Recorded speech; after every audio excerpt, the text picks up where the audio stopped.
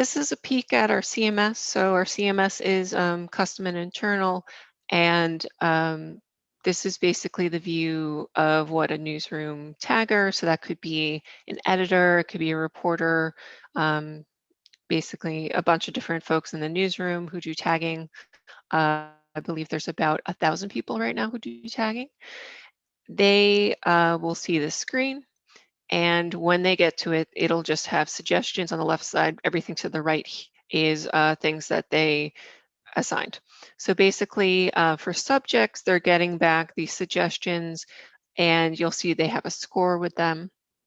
That's the score of how relevant the software thinks that term is.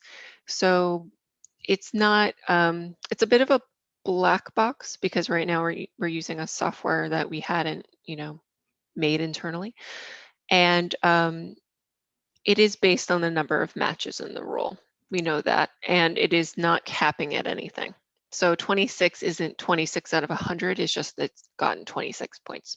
So here we can see this is an article about a woman in Saudi Arabia that's losing a custody battle for her daughter because she decided, it was decided there that she wasn't following some sort of morality laws there. And you see child custody is suggesting very high, which is good. And down here, you'll also see that there is a suggestion for yoga.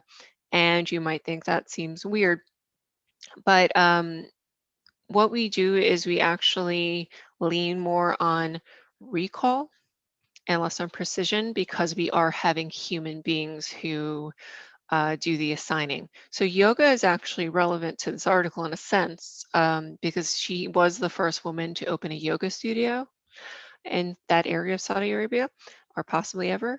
But it isn't super high scored because it's not the focus, and we're relying on humans to know it's not the focus. Of course, if it had a fluke where the score was high for some reason, we would also be relying on a person to know that that score is deceptive. Additionally, when taggers assign the subject terms, I mentioned they'll have scope notes for usage. So they are able to hover and look at the scope note to make sure that the term they're assigning makes sense.